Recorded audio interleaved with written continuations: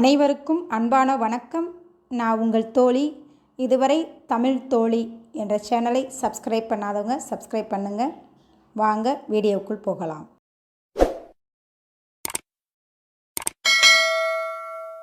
சேனலை சப்ஸ்கிரைப் பண்ணாதவங்க சப்ஸ்கிரைப் பண்ணுங்கள். வாங்க இன்றைய தகவலுக்குள் செல்லலாம். இன்று ராசராசனின் ஆட்சியை பற்றி பார்க்க போகிறோம். முதல்ல போர் நிகழ்ச்சிகள். ராசராசன் பரந்த நாட்டை பெற்றவன். நிலையான ஆட்சி இருந்தது. தரைப்படையும் கடற்படையும் பெருக்குவதற்கு இது அவனுக்கு வாய்ப்பு அளித்தது. படை வலிமை பெருக்கப்பட்டது. சேரர்களின் வலிமையை உடைத்து எறியவும், ஈழத்தின் மீது ஆதிக்கம் செலுத்தவும், மேற்கு சாளுக்கியர்களை விரட்டியடிக்கவும் இந்த படை வலிமை உதவியாக இருந்தது. முதலில் பாண்டிய நாட்டுப் போர். பட்டம் ஏற்றவுடன் ராசராசன் அண்டை நாடுகளை வென்று சோழ நாட்டை விரிவுபடுத்தும் முயற்சியில் ஈடுபட்டான். போர் முரசு கொட்டப்பட்டது. போருக்கான பயணம் துவங்கியது. போர் பயணங்களை திருவாலங்காட்டு செப்பேடுகள் விளக்குகின்றன. அதன்படி தென்பாண்டி நாட்டின் மீது முதலில் படையெடுத்தான். அமரபுயங்க பாண்டியனை தோற்கடித்தான். பாண்டிய நாட்டை கைப்பற்றினான். அடுத்து சேர நாட்டுப் போர். அவனுடைய கவனம் சேர நாட்டில் திரும்பியது. சேர பாண்டியர் கூட்டினை தவிர்க்கவோ தனது விரிவான படையெடுப்புக்கு சேரர்களின் வலிமை தடையாக அமையும் என்று கருதியதாலோ சேர மன்னன் பாஸ்கர ரவிவர்மனுக்கும் உத்தமர் சோழனுக்கும் இருந்த தொடர்பில் பழி தீர்த்து கொள்ளவோ சேர நாட்டின் மீது படையெடுத்தான்.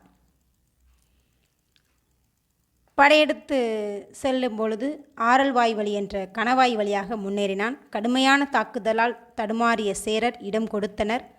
முக்கிய படைத்தளமாக இருக்கின்ற விழிஞ்சம் தகர்த்தப்பட்டது.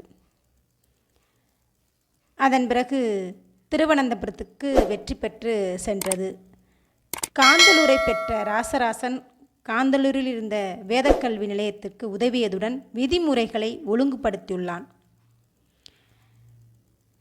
அதன் பிறகு குமரி, சுசீந்திரம், கோட்டாறு ஆகிய பகுதிகள் உள்ளிட்ட பிரதேசத்தை ராசராச தென்னாடு என்று பெயரிட்டான்.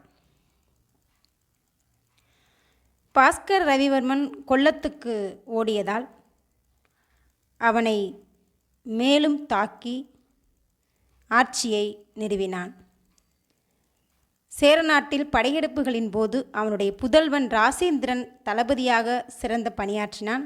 இதனை பாராட்டி மன்னன் தன்னுடைய மகனுக்கு பஞ்சவன் மாராயன் என்ற விருதை வழங்கினான்.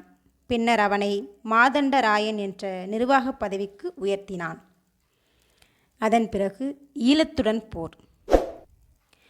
ஈழவேந்தன் 5ஆம் மகிந்தன் ராசராசனின் பகைவர்களுக்கு உதவினான். இதை சோழவேந்தன் விரும்பவில்லை. சேரமண்டலத்து வெற்றிக்கு பின் அவனுடைய கவனம் முழுவதும் ஈழத்துக்கு திரும்பியது.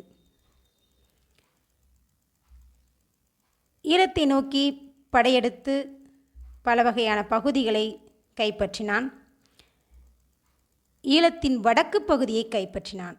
அதற்கு மும்முடி சோழ மண்டலம் என பெயரிட்டான். பொலன் அறுவையை மும்முடி சோழ மண்டலத்தின் தலைநகராக்கினான். வடக்கு ஈழ சோழ பேரரசின் ஒரு பகுதியாக்கப்பட்டது. அழகிய சிவாலயம் ஒன்றை பொலன் அறுவையில் உருவாக்கினான். அடுத்த பதிவில் வடதிசை படையெடுப்பை பற்றி பார்க்கலாம். நன்றி.